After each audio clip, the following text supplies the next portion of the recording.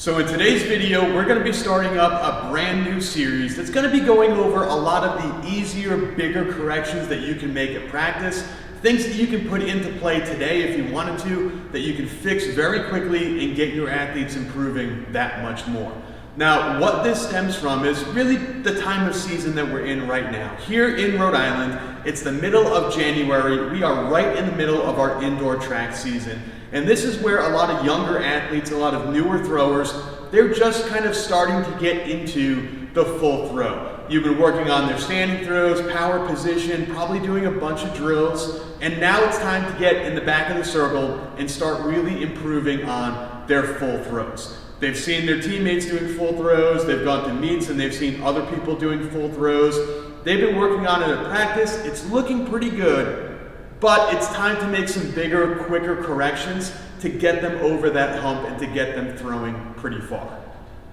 So the first big correction that I'm going to tell you how to make is going to be right here in the back of the circle, and that is with their alignment. Now, alignment is something that drives me a little bit nuts when I go to track meets, because a lot of times you see athletes, they just kind of, they got the shot in their hand and they just kind of walk in the back of the circle like, all right, good enough. Or they start back here and they've got this weird kind of like, they go one and like a little hop and a skip and they get in the back of the circle and they're just totally not aligned. They've got one foot over here, maybe their both feet are pointing this way, and you go, what are we doing this for? Both feet are this way, or when they come in, they put one leg behind the other to start their glide. They're kind of all over the place when it comes to alignment. So what I want you to do is more of a verbal cue. And this is how it starts out. You can't see it watching me here on video, but right here at the very top of the circle is a little X. And that X designates 12 o'clock. That is right at the middle of our circle. If you think of it like a clock, I am facing right at the very top of 12 o'clock. So from here, the verbal cue that I'm going to give my athlete after they're set up and they're right in the middle, right at 12 o'clock, is to drag their blocking foot backwards.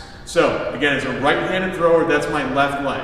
What this is going to prevent are the people that just kind of get in the circle and they look like this.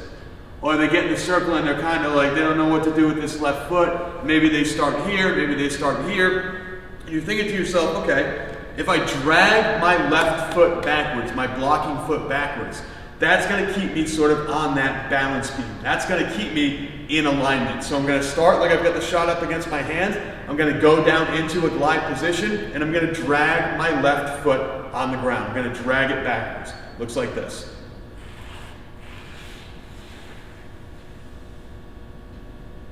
Now, if I drag the foot backwards, as you can see, it stays in a straight line. The foot starts next to our power foot. It starts next to our right foot. So I'm going to drag the foot back, and all of a sudden, it stays in alignment. That's a great way. It's a nice, easy verbal cue that you can give to your athletes that maybe are a little bit misaligned in the back of the circle.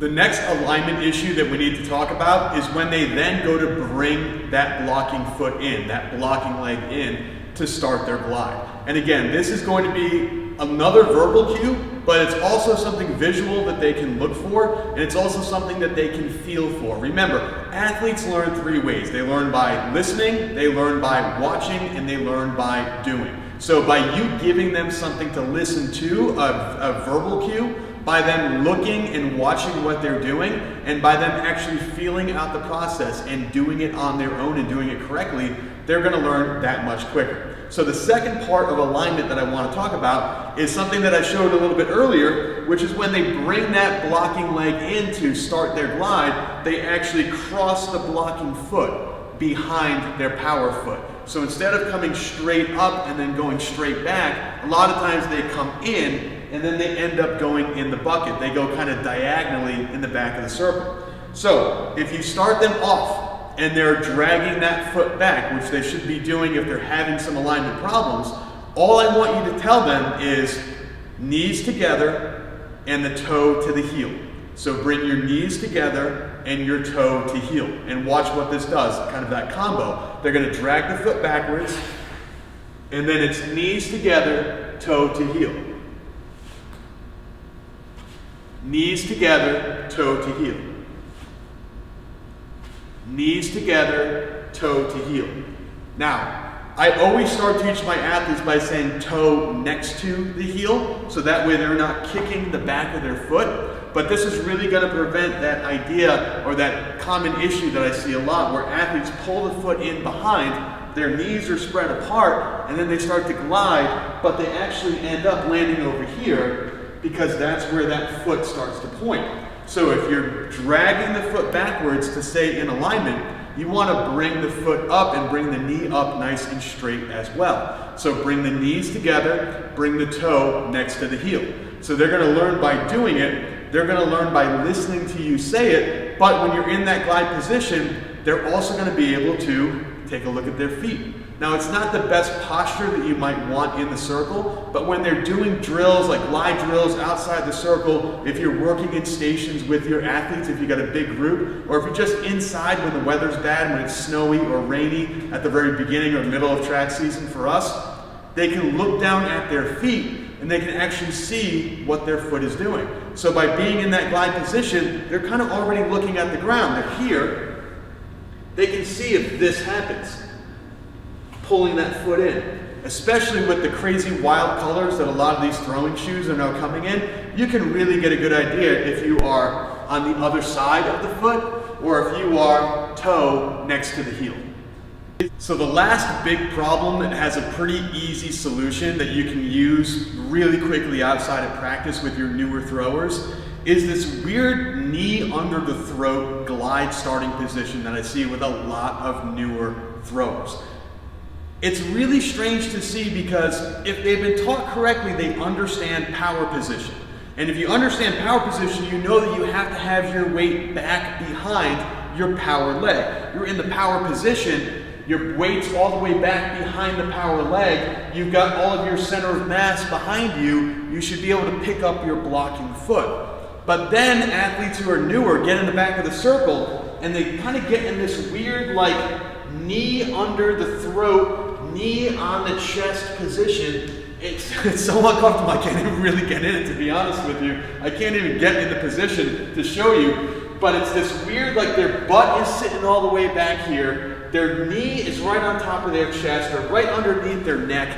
It's such a strange position, but I see athletes get in this position all the time. I don't know where it comes from, if coaches are just telling them to get low, and that's how they're able to get low. I really don't know what it's where it's coming from. But the big thing that I want to say is you can fix this very quickly. The easiest way to fix this is by telling your athletes that they should be able to pick up and hold their blocking foot off the ground. Just like you would do in a power position. If you had an athlete in a power position that was here and they weren't able to pick their blocking foot up off the ground, to pick your foot up off the ground, and they go, and they fall on it, you go, pick your foot up off the ground and hold it.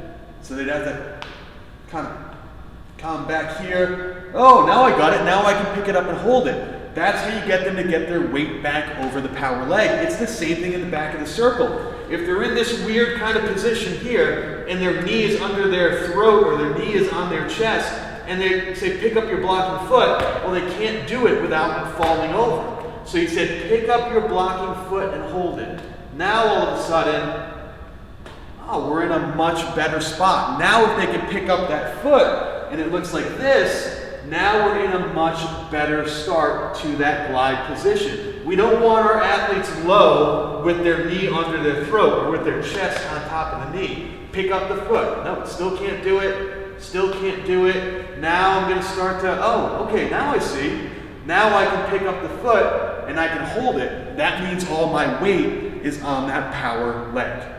Most athletes that I see that start in that weird knee under throat position are actually landing in a very poor power position, and you can see why.